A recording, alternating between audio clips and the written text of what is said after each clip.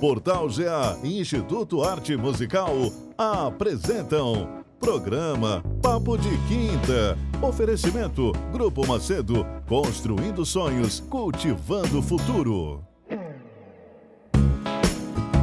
Olá pessoal, sejam bem-vindos ao Papo de Quinta com o tema Maio Amarelo.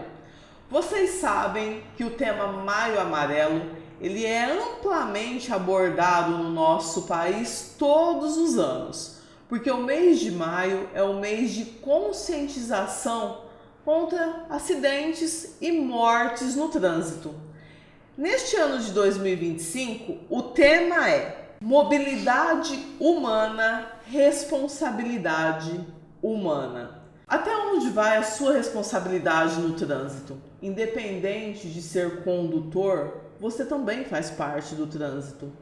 O pedestre é parte do trânsito, o passageiro é parte do trânsito.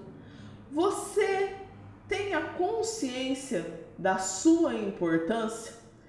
E para falarmos a respeito do Maio Amarelo 2025, hoje nós estamos com a Letícia Vicentim Gomes, diretora-geral de Centro de Formação de Condutores, credenciada pelo Detran São Paulo e que atua na área há 23 anos. Letícia, seja muito bem-vinda. Muito obrigada, feliz pelo convite, muito feliz por estar aqui com vocês hoje. Nós quem agradecemos, o Portal GA tem por tradição fazer um programa especial neste mês de maio, porque a gente entende a importância dessa conscientização todos os dias do ano, mas esse mês aproveitar e colaborar com uma ação. E hoje nós contamos então com a sua valiosa colaboração, porque você tem uma vasta experiência na área. Faz um pouquinho de tempo, né? O tempo passa rápido. Voa. Letícia, é muito triste nós pensarmos em termos de números, a quantidade de pessoas que morrem a cada ano no trânsito, porque são pessoas saudáveis, que saíram de casa para ir em algum lugar e que voltam literalmente dentro de um caixão. Infelizmente, isso é responsabilidade humana, porque quem conduz os veículos são seres humanos. A que você atribui essa continuidade desse grande número de acidentes? Olha, essa campanha, ela foi proposta pela ONU em 2011, né? Que seria a década para tentar baixar esse número de acidente. Então, ela colocou uma década como objetivo. Passou uma década, a gente já está no meio da segunda década e a gente vê que esse número ainda é muito alto. Nós chegamos a dar uma reduzida, mas de 2021 para cá, nós voltamos uma crescente de números de mortes e já voltamos para o número do 40 mil. Em 2011, era 43 mil mortes no Brasil por ano. Em 2019, conseguimos baixar para 39, mas esse ano de 2023, novamente voltou para os 40 mil, é em torno de 96 pessoas mortas por dia. Assusta, né? Assusta muito. Muito. Então, eu acredito que são dois motivos. Um pouco é a força do hábito que a gente vai tendo no trânsito. Porque se a gente parar para pensar, o primeiro dia que você foi dirigir o teu carro sozinha, sem ninguém, como que foi? Atenção total, né? Tenho que dar seta, vou trocar marcha, já é hora de trocar marcha de novo, vou olhar de um lado, vou olhar do outro. Depois a gente vai ficando naquele hábito, e naquele hábito a gente dirige no automático. Então, quantas vezes já aconteceu de você chegar num lugar e falar assim, nossa, já cheguei? Ou você ir num lugar diferente do teu habitual e a hora que você percebe, você foi naquele lugar que você costuma ir todo dia. Você fala, não era aqui que eu tinha que vir hoje. Então, onde que está a atenção? Será que a atenção está no trânsito? Então, de tanto ficar esse hábito de fazer a mesma coisa, ficar mecânico, a gente vem pensando em outras coisas enquanto está dirigindo e perde o foco que seria a atenção no trânsito. Uma das causas eu acredito que seria isso. Então, teria que tentar mudar esse hábito. Eu tenho que estar aqui no trânsito, dirigindo a hora que eu estou, né? E a outra consequência, eu acredito que é a sensação de não ter a ser penalizado por conta dos erros que é cometido no trânsito. Apesar de a gente ter o melhor código, mais completo, que abrange tudo, essa falta de fiscalização, infelizmente, só funciona sobre fiscalização, né? Então, se tem radar, eu diminuo a velocidade no radar. Passado o radar, tudo volta como se nada tivesse. Então, essa falta de penalidade, então eu fiz errado e ser penalizado, vai fazendo com que esse hábito de fazer errado continua sempre crescente. Eu acho que é isso. E essa falta de atenção que o condutor vai desenvolvendo à medida que ele vai criando uma autoconfiança, cai em um exemplo que me ocorreu agora. Por exemplo, nós estamos tomando banho. Enquanto nós estamos tomando banho, nós pensamos em N coisas. Assim é quando a pessoa está dirigindo. Isso, fica no automático mesmo. Então, às vezes, passa pelo sinal, né? Não me atentei que ele estava no vermelho, não respeito o pare, né? E assim vai indo, no automático mesmo. Porque está preocupado com outras coisas, né? E outra coisa também que eu acho que é muito interessante nós abordarmos é aquela sensação que nós temos que nunca vai acontecer com a gente. Acontece com o outro, mas comigo não. Eu tenho domínio. O outro que errou. E também muda muito a forma de ser julgado os erros, né? Tem até uma história que fala quem quebrou o jarro de Matilda, né? Então, eu achei muito legal essa história que eu ouvi. Se numa casa tem um jarro que não tem valor financeiro nenhum, mas tem um valor sentimental, e alguém esbarra nesse jarro e quebra, né? Então, o peso desse erro vai ser conforme a pessoa, o autor de quem quebrou o jarro. Então, se, por exemplo, foi a empregada que quebrou o jarro da família, meu Deus, que tragédia, né? Uma relíquia. Se for o marido, vai ser uma semana sem conversar, pelo menos. Se for o filho, uma bronquinha. Mas se for o neto da pessoa, já era um jarro velho mesmo, nem tinha tanto problema. Então, varia muito. Então, quando o erro é meu ou é de um conhecido meu, não, foi só um deslize. Mas quando o erro é do outro, aí sim a gente quer que seja penalizado com mais severas, né, as regras. Então, tem muito disso também no Brasil, né? Tem muito. E aquele ditado que a gente tem que dirigir pela gente e pelos outros é a mais pura verdade. Porque o conceito de acidente, ele é muito contraditório. Porque nós temos os acidentes evitáveis e os inevitáveis. Sim. Se eu estou, por exemplo, dirigindo, quebra uma peça no meu veículo e essa peça provoca um acidente, é inevitável. Ela quebrou ali de uma maneira inesperada.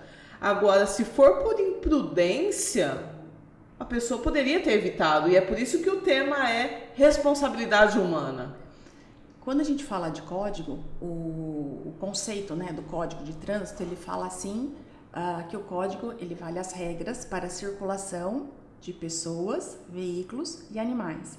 Mas se a gente parar para pensar, na realidade o veículo ele circula porque tem um humano, né? Então por isso que eles até trocaram, porque antes era mobilidade urbana, responsabilidade humana.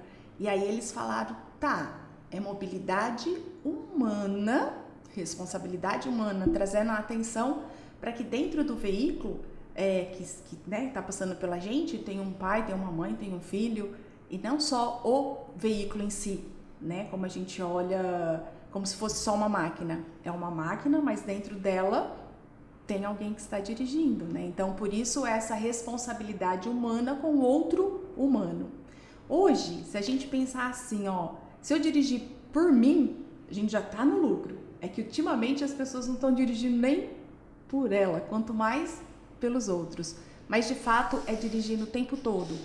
Tem 2 livros que falam sobre trânsito muito interessante, que é da Salete Romero. Um é O Poder do Hábito para a Segurança no Trânsito e o outro são Erros Bem Intencionados. Quantas vezes a gente quer fazer o bem, mas acaba atrapalhando o trânsito? Por exemplo, quando a gente estamos no nosso lado direito e paramos para que um pedestre possa atravessar sem se atentar se vem vindo outro veículo da esquerda. Então, no que o pedestre vai, a gente pode ter facilitado para que um acidente pode acontecer. E nesse livro ela frisa muito que assim, um acidente só acontece quando tem a participação de ambos. Tudo bem que o erro pode ser provocado pela quebra de um não respeito de uma sinalização ou de uma regra de trânsito mas se eu estou atento no trânsito, eu sou capaz de estar evitando esse acidente. Então, só aconteceu porque teve a participação dos 2 no trânsito, senão é mais provável conseguir evitar esse acidente. Muito embora, como você disse, tem aqueles inevitáveis, que você pode fazer tudo e não conseguir, mas a maioria são os evitáveis. Daria para estar evitando sim. Outro aspecto que eu entendo que nós não podemos deixar de mencionar é a tecnologia. Porque o celular hoje, ele é o grande vilão no trânsito. Querendo ou não, nós temos também aqueles veículos onde a pessoa vai assistindo o clipe, o show. Eu, particularmente, acho um absurdo. Sim. Tira totalmente o foco. Como que eu vou assistir alguma coisa e dirigir ao mesmo tempo? Por que a população não entende que pode deixar para depois? A gente recebe uma mensagem, a sensação que nós temos é que é uma coisa de vida ou morte. E é uma besteira. Às vezes é uma figurinha encaminhada que no momento eu posso perder a vida. Se eu te fazer uma pergunta, na sua casa, quem que é a pessoa mais importante da sua vida? Eu. Né? Mas assim, além de você, se tiver alguém te esperando... No meu núcleo familiar, sim, meu esposo. Teu esposo. E no trânsito, quem que é a pessoa mais importante da tua vida? Eu responderia eu, mas ao mesmo tempo todos, né? Porque para cada um aquela pessoa é a mais importante. Sim, é quem tá do nosso lado. Para que você possa chegar na tua casa, a pessoa mais importante no momento que você está dirigindo é quem está perto de você, né? Quem está à sua frente, quem está atrás de você. E senão, se você ficar preocupado com a ligação de alguém de casa, pode ser que você não chegue. E a essa pessoa que talvez só está passando por você, se a gente não der atenção na hora do trânsito, pode ser que ela vai fazer parte da tua vida pelo resto da sua vida. Porque aí você vai passar a saber o nome dela, você vai passar a saber o endereço dela por conta de um acidente que às vezes a gente acabou se envolvendo. Então, por isso que a gente sempre fala, a hora de dirigir tem que monopolizar a atenção mesmo. Se o telefone tocar, se for algo urgente, eu tenho que estar lá para ajudar a resolver. Na hora que nós estamos transitando, eu não vou conseguir dar a solução. Eu estando lá, sim, a gente junto vai tentar resolver o problema que for. Mas em trânsito, não. E muita gente fala em viva voz, né? Então, olha, eu não estou segurando o celular. E o viva voz não é a mesma coisa da gente estar conversando com alguém do lado? Tá prestando atenção? Tá prestando atenção? O que acontece? Quando a gente está conversando com alguém que está do lado, ela está vendo toda a cena que está ao nosso redor. Então, se vem alguma coisa diferente, ela pode até nos alertar, chamar a atenção, ou ela simplesmente fica muda, né, na hora que está tendo algum problema. E a pessoa que está no celular, ela não está vendo nada, né? Então, ela vai continuar falando, independente do que está acontecendo, e isso pode fazer com que tire nossa atenção. E o pior é que muitas vezes a gente participa desses erros, né? A gente sabe que a pessoa, por exemplo, foi para Ribeirão e já está na hora de voltar. A gente liga, né? Por que a gente liga? Né? Então a gente tem que ir se policiando mesmo para... no automático, né? Preciso falar tal coisa. E às vezes a coisa não é nem tão importante. Já de imediato pega o celular e liga. E não, né? Então a gente tem que mandar uma mensagem e a pessoa, quando possível, né, tá respondendo. Até mesmo o GPS. Como que ele tira atenção? O trânsito ele é muito dinâmico, é um segundo que você tira a atenção para que o acidente aconteça. Então, tem até uma dica, que também vi nesse livro, que fala assim, para a gente se habituar a usar o GPS só na escuta, e não olhar a tela. Então, quando a gente estiver na cidade, procurar deixar só no áudio, sem olhar a imagem, se possível até virar, para a gente não ter essa curiosidade de olhar a imagem, e entender pelo áudio para que nos levam até o caminho. Né? Então, a gente tendo essa habilidade que já foi praticada na área onde a gente conhece, quando a gente estiver no desconhecido, a gente vai também conseguir, porque eu já treinei para isso. Agora, é 1 minuto que você baixa para olhar, pronto.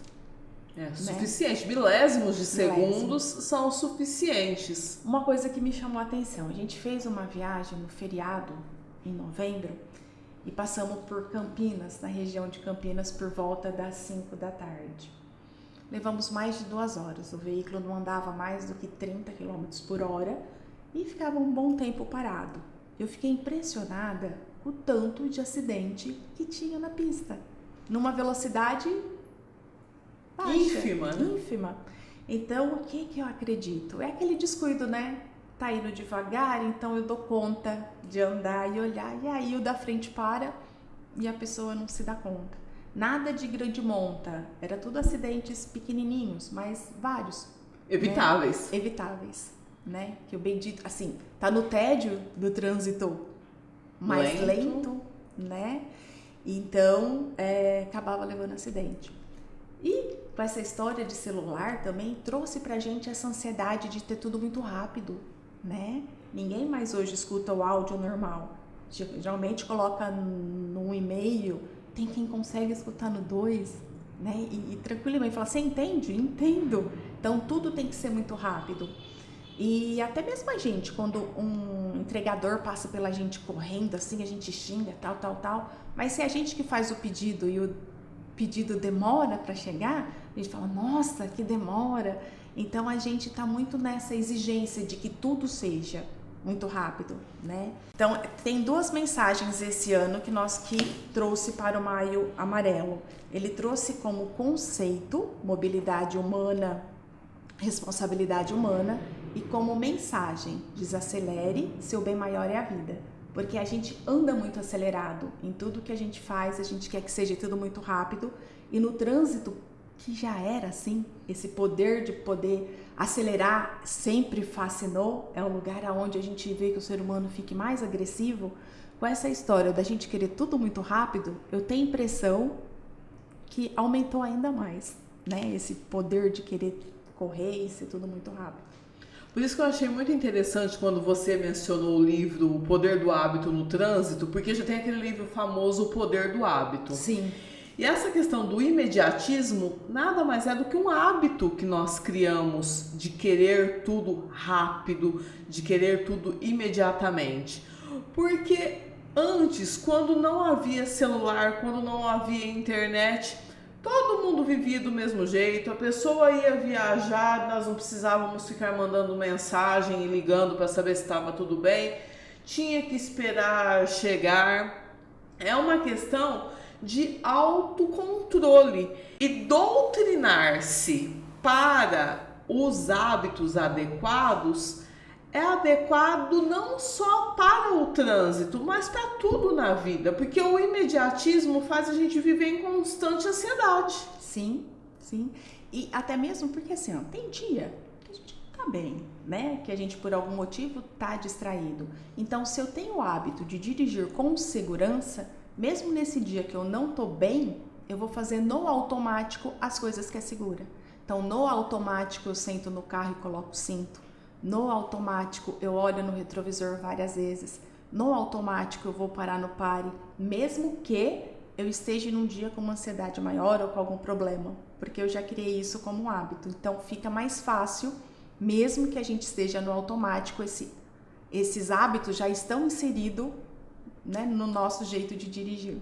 Bons hábitos, Bons e não hábitos. hábitos que nos prejudiquem. Outra coisa que eu fiquei imaginando quando você falou da viagem é que um número muito significativo de condutores, eles relaxam, digamos assim, a forma com que eles dirigem, com que eles prestam atenção no trânsito quando já estão chegando na cidade. Isso. Às vezes a pessoa foi em São Paulo, voltou, nós estamos em Guariba. O acidente acontece chegando em Guariba, porque a sensação de, já estou em casa mesmo, e é aí que comete o deslize. Sim, as estatísticas mostram que a maioria dos acidentes acontece a 40 quilômetros perto da onde a pessoa reside. E é realmente essa hora que ela, dá essa descansada, fala, agora eu tô em casa. Eu conheço, eu sei como é, aqui não passa veículo, aqui passa. E o trânsito é dinâmico, né? Você vai passar 10 vezes no mesmo lugar e às vezes vai estar tranquilo 9, né? E aí basta uma vez para que aquela rotina seja quebrada para que o acidente, para que cancele todas aquelas 10 vezes que deu certo. E o nosso cérebro, ele é bem assim, ele não gosta de gastar energia. Então ele vai fazer de tudo pra gente ficar nesse automático, né? Só que é isso, eu tenho que brigar com ele. Então se eu tô dirigindo num dia que eu sei que eu tô cansada, num dia que eu sei que eu tô estressada, dirigir muitas horas, parece estranho, que a gente vai comentar, mas que funciona. Vai conversando sobre tudo que tá acontecendo à sua frente. Olha, tem um carro ali, eu preciso frear. Olha, vem vindo um veículo numa velocidade muito acelerada atrás de mim. Na maioria das vezes, o que a pessoa faz? Aumenta também a velocidade e ele vai impondo a velocidade que o da frente vai andar. Então, se a gente estiver atento no retrovisor, viu que ele está chegando rápido demais, já vai pisando no freio para ele entender que você está diminuindo a velocidade. Se as condições da via permitir, saia no acostamento, deixa ele passar e depois retorne. Só nessa situação. Saiu, voltou. Quantas vezes a gente vê pessoas que falam que avança o sinal vermelho porque o de trás não ia parar? Então, para ele não ser colidido, não ter a colisão com o de trás, ele avança. Mas e aí? E quem está na frente? E depois quem é o errado? O de trás só vai dar uma olhadinha e vai embora, né? E você acabou aceitando a pressão do que vinha colocando essa alta velocidade, né? Outro erro também que eu acho que valeria a pena a gente comentar, falando de sair no acostamento, a gente nunca para em acostamento, né? É só assim, numa situação extrema. Não tem jeito, o carro quebrou, não tem como prosseguir. Do contrário, a gente diminui a velocidade, mas a gente sempre segue. E além de, às vezes, parar no acostamento, as pessoas ficam na frente do carro esperando socorro. Então, se for necessário, saia mais longe, tranque o carro e sobe num barranco, se tiver uma árvore, uma sombra, alguma coisa, quanto mais longe do veículo, porque o carro parado, ele chama a atenção do outro carro. E é incrível como faz que tem um descontrole e bate aquele acostamento enorme e a colisão vai ser justo naquele carro que está parado, né? Então é uma outra dica. Parece ter um ímã, né? Tanto espaço e vai direto no veículo que está parado. Sim, porque chama a nossa atenção. No Maio Amarelo, nós falamos muito de prevenção contra acidentes, contra mortes no trânsito, mas eu entendo que seja importante nós comentarmos também sobre aquelas pessoas que, em virtude de acidentes, passaram a ter alguma invalidez permanente. Ela não morreu no acidente, mas ela sofreu uma amputação, ela ficou paralítica, paraplégica. Isso também tem que ser comentado, porque não é só o fato de morrer, não que morrer seja só um fato, mas vidas também são mudadas significativamente a partir do momento que a pessoa se torna uma pessoa inválida fisicamente. Sim, e é grande esse número, né? Ele não é divulgado. Quando a gente pega as estatísticas, fala-se só em morte. Muito embora dizem que esse número de morte ele é muito maior do que as estatísticas apresentam, porque é o que morreu lá na hora. Agora, a pessoa que ficou um mês no hospital e depois acabou falecendo por conta do acidente, ele não entra na estatística. E quando a gente fala de 40 mil, é muito maior ainda esse número de morte. Mas o número também que tem de traumas é grande, né? Até tinha uma época que tinha fazia parte, quando a pessoa tinha sua carta suspensa, sua habilitação suspensa por conta de acidentes de trânsito, de fazer com que a pessoa visitasse um hospital de trauma de trânsito para ver as consequências, que às vezes era um acidente, mas não tinha chegado a nada tão, né, de ver uma pessoa amputando algum membro, nada, mas eles queriam mostrar que era isso que podia acontecer. Hoje não tem mais isso, mas eu acho que era importante dar esse choque de realidade, né? Impactar. Sem falar que assim, ó, a vida da pessoa, tem muitos, né, vira um caos. E é muito fácil a gente aprender as coisas. Aprender a andar, aprender a comer, aprender a falar. Agora, reaprender, que é a reabilitação, não é fácil.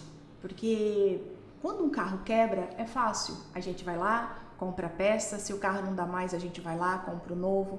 Mas o nosso corpo humano é um só. Então, graças a Deus, a medicina tem bastante recursos de hoje, né? Conseguir reconstruir, mas não tem troca, né? Então, é um paliativo que fazem, né? Então, a pessoa vai voltar a andar, mas para sempre vai doer, e tem pessoas que nem voltam. Então, o reaprender a comer é muito difícil, que tem pessoas que chegam nesse ponto. Reaprender a falar, reaprender a andar. Então, é um trauma muito grande, não só para a pessoa, como para a família, né? Porque a família também vai passar por todo esse processo junto.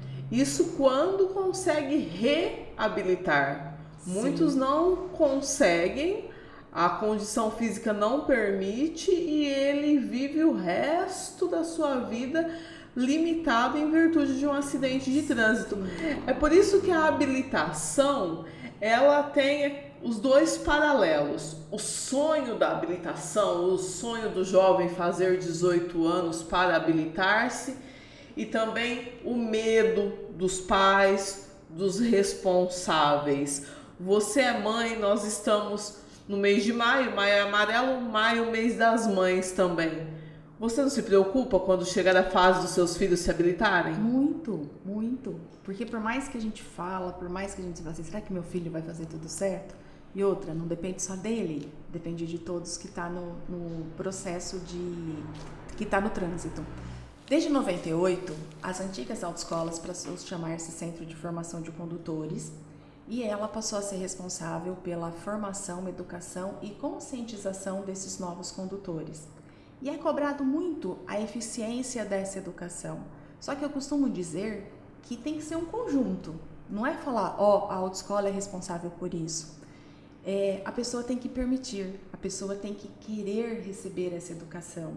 Eu sempre falo, né, quando a gente começa o curso, que assim, até Jesus, ele sabe quando alguém ia até ele, até hoje, quando alguém vai pedir alguma coisa para ele, ele sabe o que a gente quer. Porém, ele não faz nada se não tiver a nossa permissão. Tem que ter o livre-arbítrio para isso. E aí sim ele opera o milagre. Então as pessoas muito chegam na autoescola, os alunos, elas não querem estar lá, porque os pais contou que quando eles tiraram a habilitação, com 4 dias depois de ter feito aniversário, foi possível ter ido no exame e que não tinha necessidade nenhuma de estar participando dessa formação, né? Então, existe muita dessa pessoa chegar sem querer ter o conhecimento. Eu já sei tudo. Infelizmente, no Brasil, saber trocar marcha, ligar o carro, trocar marcha e sair já é saber dirigir. E não é isso. Envolve muitas outras coisas que acaba levando ao acidente. Por ficar só nesse mecânico. O mecânico é fácil de aprender, não é difícil. Agora, estar atento no trânsito para se defender, para evitar acidentes, que é o complicado. É porque os jovens, eles têm essa mentalidade que principalmente a fase teórica do processo de habilitação é chato, é desnecessário, ou eles até prestam bastante atenção, mas única e exclusivamente com o objetivo de passar no exame teórico, não com o objetivo de aplicar na vida. É verdade. E me assusta quando eu faço a pergunta em sala sobre o cinto de segurança. É assustador a quantidade que fala que não usa. E quando usa, é no banco da frente. No banco de trás, é raro um aluno que fala que usa. Eu falo, mas nem na rodovia? Muito embora o código não faz distinção nenhuma. Obrigatório uso de cinto de segurança, independente de ser na rodovia, na via urbana ou rural. Mas eu falo, nem na via rural, onde a velocidade é muito alta, não tenho hábito, me incomoda. Falo, gente, não tem como, porque o da frente está de cinto, o de trás está sem cinto, numa freada, o de trás vai para frente, vai acabar se projetando e machucando, ou talvez até levando à morte o motorista da frente, ou pode ser arremessado para fora do veículo, mas é uma... E olha, de quando já se fala do cinto de segurança, né? E até hoje ainda tem essa relutância de estar usando ele. Seria a coisa mais básica. Sim. Letícia, maio de 2025, como se dá atualmente o processo de primeira habilitação no Brasil? Quais são as fases? Hoje em dia primeiro é feita a inscrição, que pode ser feita online, não mais, né? Tem que ir até o departamento de trânsito para estar fazendo essa inscrição. Depois de feito isso, tem que fazer o exame médico psicotécnico, aí vai para o curso teórico. Tem as duas opções de curso, muito embora isso está sendo muito questionado, porque o curso online ele foi permitido durante a pandemia. Como a pandemia terminou, então está uma briga em alguns lugares que fazem esse online ou não. Eu prefiro o presencial. No presencial, eu acredito que a gente tenta sensibilizar um pouquinho mais eles. Não que o online não seja eficaz, mas acho que o lado emocional, quando eles estão lá no presencial, fica mais fácil da gente, né, ir tocando e fazendo brincadeiras, fazendo dinâmica, onde a gente pode trazer esse assunto de trânsito. E eu percebo também, aconteceu até uma coisa engraçada num curso que está tendo essa semana. Uma turma, primeiro dia quieto, né? Ninguém conversa. E teve a separação, meninos de um lado, meninas do outro. No segundo dia tinha até uma fila no meio entre eles. No terceiro dia, tudo sentado junto, conversando. Então a gente vê que vai trocando ideia, vai trocando experiência. A gente pode, através de dinâmicas, estar trazendo coisas do trânsito para mostrar o que pode acontecer. Então, tem esse curso, né, que eu ainda sou a favor do presencial. Terminado o curso, tem uma prova teórica, 30 questões, que tem que acertar 21, e vai para a aula prática. 20 aulas de cada categoria, carro e moto, e o exame prático de cada categoria. No momento, como está a questão do simulador? Ele deixou de ser obrigatório, né? E como teve a redução da aula, quando tinha a exigência do simulador, eram exigidos 25 aulas. 5 aulas, que era do simulador, e 20 na prática.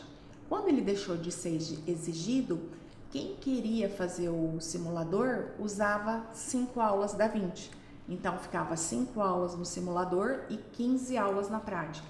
E a gente percebeu que o pessoal fazia mais a opção pelas aulas práticas, então hoje nós não temos mais o simulador, né, que era opcional, e a gente optou por deixar as aulas práticas. Terminado o processo, o aluno passa no exame prático, que é a última etapa. Depois de quanto tempo ele recebe a habilitação? Hoje está bem rápido. Uma vez que ele passa no exame prático, coisa de 2-3 dias, ele já consegue baixar a CNH digital, e o documento físico ele leva aí de 15 a 20 dias para ser entregue pelo correio no endereço do próprio aluno. Letícia, você gostaria de deixar algum recado para o pessoal que está assistindo esse programa, não apenas no mês de maio, mas o programa fica disponível no canal do YouTube do Portal GA, para conscientizar sobre a importância do trânsito? Sim, eu achei que esse tema que teve esse ano foi muito interessante, esse desacelere, seu bem maior é a vida. Eu costumo dizer sempre para os alunos que correr não é ruim, é uma delícia. A sensação de liberdade que a gente tem é uma coisa incrível mesmo, não tem como a gente não deslumbrar com isso. Mas as consequências que traz para a nossa vida, esse excesso de velocidade, esse excesso de aceleração que a gente anda no trânsito, querendo fazer 1000 coisas ao mesmo tempo, porque a gente sabe que o nosso cérebro não é capaz disso. É uma máquina fantástica, mas quando ele está fazendo uma coisa. Quando a gente faz duas coisas ao mesmo tempo, não tem como, né? Alguma coisa vai sair falha. Então, na hora que estiver dirigindo, aproveite o momento, naquele momento, olhe o que está ao seu lado, para que você consiga ter uma vida, viver, né? Seu bem maior é a vida. O que adianta eu viver intensamente por período curto, por poder aproveitar essa velocidade e tudo mais, mas ser interrompido a nossa vida a qualquer momento e vida de muitos jovens que se perdem por isso. Então, nosso bem maior é a vida, vamos fazer de tudo para manter ela o maior tempo possível. E fazer do trânsito o nosso aliado, mesmo porque é de fundamental importância as pessoas terem autonomia para se locomoverem. É horrível nós ficarmos dependendo do outro para nos levarmos em algum lugar.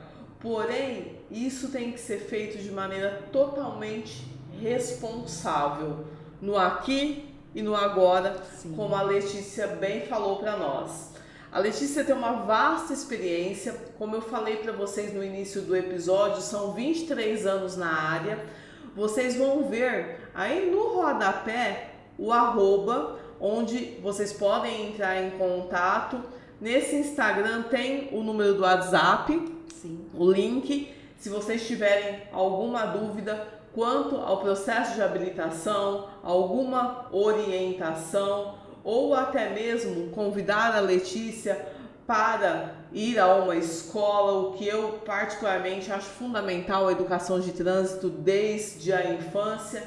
Enfim, ela estará à disposição para falar com vocês sobre um assunto tão importante, um assunto que trata diretamente da vida. Todos nós merecemos viver e merecemos ser felizes. Muito obrigado pela audiência de vocês. Gostaria de, na oportunidade, antes de encerrar o programa, deixar um abraço para o Grupo Macedo.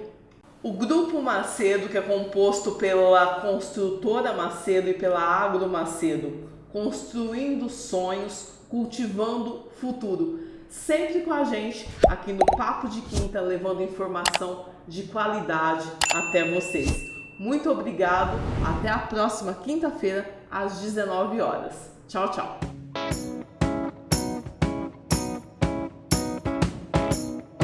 Portal GA e Instituto Arte Musical apresentam programa Papo de Quinta. Oferecimento Grupo Macedo, construindo sonhos, cultivando futuro.